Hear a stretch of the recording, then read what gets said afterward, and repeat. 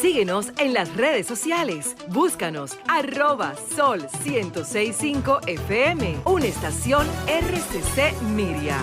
Muy buenos días, República Dominicana. Saludos para todos los hombres y mujeres de trabajo de esta media isla colocada en el mismo trayecto del sol. De manera especial a los hombres y mujeres de la diáspora, los dominicanos que viven en el exterior y que sin ellos esto sería realmente un barco a la deriva. Las remesas están creciendo de manera extraordinaria, la alcanzaron $7.861 millones durante los primeros 9 meses del año, 34% más que en enero-septiembre del 2020 y 48.5% por encima de igual periodo del 2019. Eso se debe al aporte solidario de los dominicanos y dominicanas que salen de aquí, trabajan para mantenerse fuera del país, donde se pagan muchos impuestos, se trabaja durísimo, y además de eso mandan sin falta recursos de manera solidaria para las familias que residen aquí. Ese dinero es base fundamental del funcionamiento de la economía. Aquí todo sería diferente sin ese gran aporte económico de los dominicanos y dominicanas que viven en el exterior. Un abrazo para ustedes y muchas gracias por sus grandes aportes. Saludos para el equipo de producción y para todo el panel.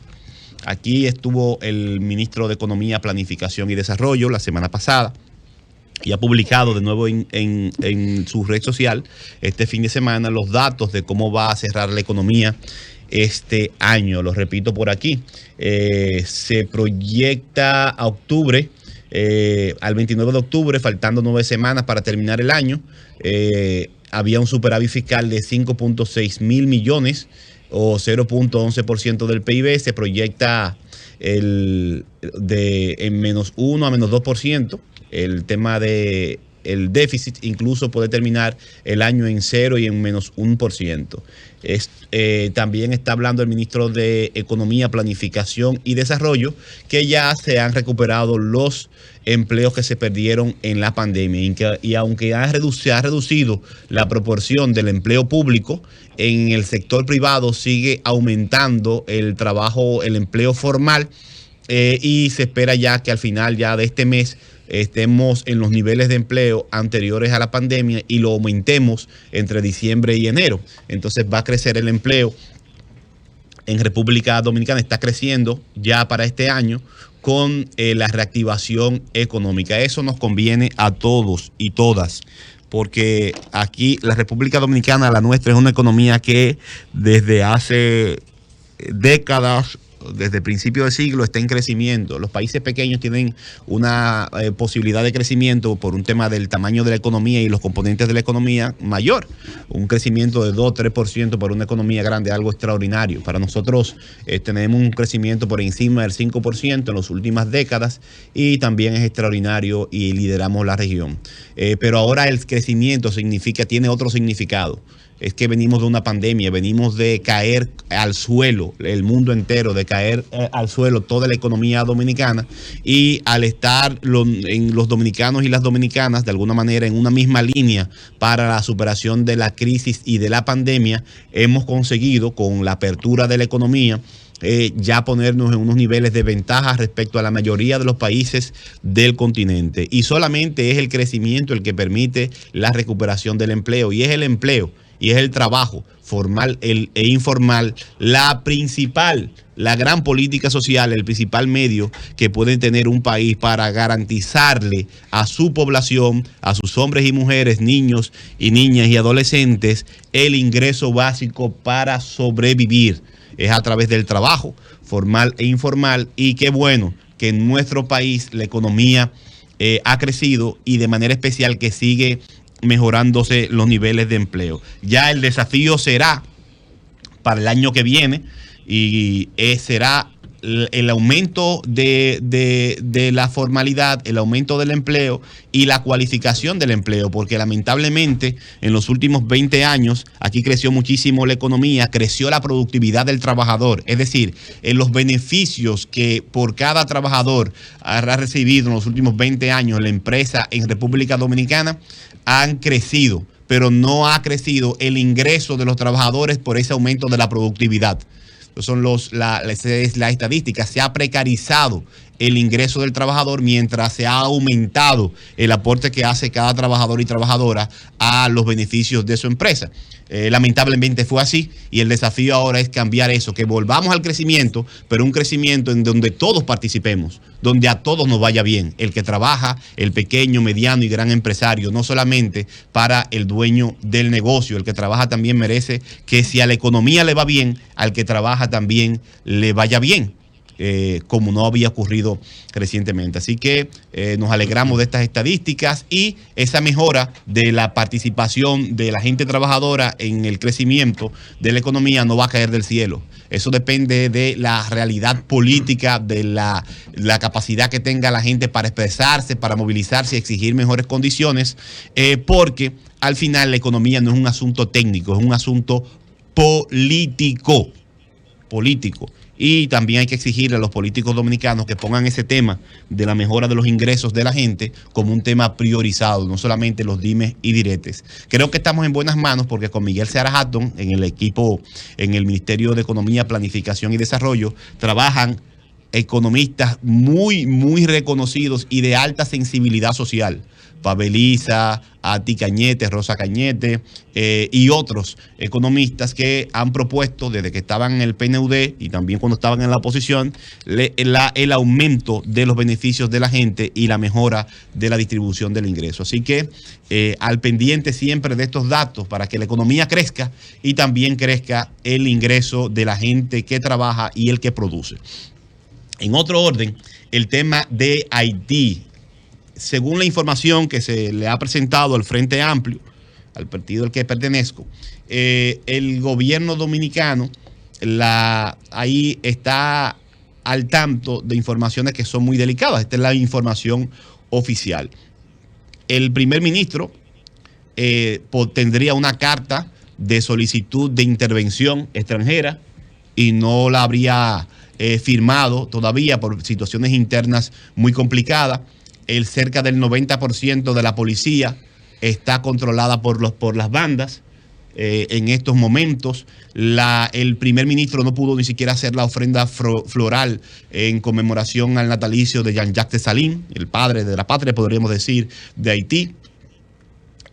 Todos los hospitales públicos ahora están administrados son cubanos porque están preparados, equipados en seguridad, porque también el Estado no puede garantizar la seguridad en gran parte de los hospitales. Y hay grandes situaciones en Haití porque incluso ayudas que se están destinando a Haití no pueden tener acceso a la ayuda porque hay un tema de legitimidad. ¿Quién maneja esas ayudas? ¿Cómo se manejan? ¿Cuál es el control que tienen? El escenario es así de complicado. Según nos comparten, es más complicado de ahí. Nos han dado otras informaciones que son difíciles de verificar, pero que son las que están en el tapete de la discusión. Y ese es más o menos el escenario. La debilidad del primer ministro, su legitimidad, su cuestionamiento a su legitimidad, también dificulta que sea un interlocutor para dar solución a algunos aspectos. Ustedes han visto las fotografías que se están publicando del líder principal de las bandas de Haití, haciendo rueda de prensa, declaraciones, amenazando al gobierno, haciendo rueda de prensa en público, convocando a la prensa internacional con armas, videos. Hay una gran situación de ilegitimidad y falta de capacidad del gobierno haitiano para darle dirección a esa sociedad. Entonces, ante ese escenario, el gobierno dominicano está conversando con todos los sectores para tomar medidas, especialmente que tengan de alguna manera la intención, la orientación de reducir el impacto social de la crisis social y política de Haití en el territorio dominicano, porque cuando se empeoran las cosas en un país, la gente trata de emigrar. Salen muchos exiliados buscando la seguridad, la comida, las cosas básicas como cualquier ser humano. Todo el mundo busca la sobrevivencia, pero nosotros en República Dominicana tendríamos entonces y ya se está discutiendo esto, de tomar las previsiones para que esa crisis no se convierta también en una crisis en República Dominicana. Hoy hay una reunión en el Palacio con diferentes representantes de partidos políticos y sectores sociales para consensuar las medidas y tener un documento, una posición homogénea. en ese sentido. Nosotros estamos al pendiente, creemos que cualquier medida debe darse desde el ejercicio de la soberanía del Estado y de la sociedad dominicana, y siempre respetando también los derechos fundamentales de los dominicanos y también de los inmigrantes que están aquí. Que no se aproveche este escenario, porque aquí todos queremos protección, todos queremos que se aplique la ley de migración, todos queremos que se respete la Constitución dominicana, pero hay algunos que quieren un poquito más de ahí. Entonces hay que tener cuidado para que, protegiéndonos, no abramos el paso, el camino para algunas personas que se les va la mano y que apuestan incluso para la violación de derechos de otras personas que no tienen la culpa de la crisis de Haití, que no tienen la culpa del desorden que hay en su país, que no tienen la culpa de que un dirigente de una banda desafíe al presidente y al primer ministro.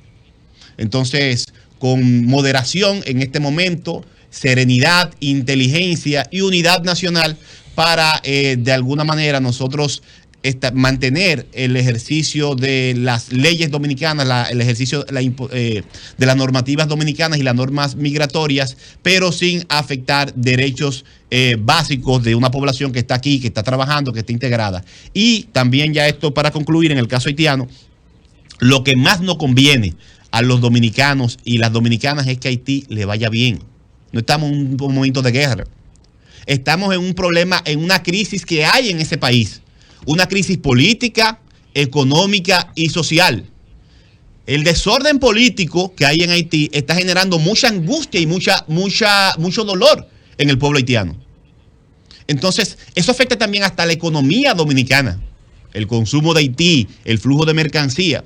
Lo que más nos conviene a nosotros, además de protegernos, es seguir insistiendo con la comunidad internacional para que se busquen soluciones no violentas que permitan que Haití retome primero el camino democrático, porque se ha roto con el asesinato del presidente, la legitimidad de las instituciones y la recuperación de la economía y de la sociedad del pueblo haitiano. Quisiera, Jonathan, que repita entonces la información sobre que tiene el Frente Amplio. Lo que decías exactamente que habría una carta al primer ministro firmada solicitando una intervención, ¿o no firmada? No firmada, es la información que teníamos. Habría una carta no firmada del primer ministro. Ariel Henry. Sí. Y hay un problema con la policía y la influencia de las bandas con la policía. Okay. Dicen que es cerca del 90%. Los principales cabecillas de las bandas son ex policías, sí, incluyendo el Barbacoa. Sí. Claro que sí. Ex oficiales. Síguenos en las redes sociales. Búscanos @Sol 106.5 FM, una estación RCC Miria.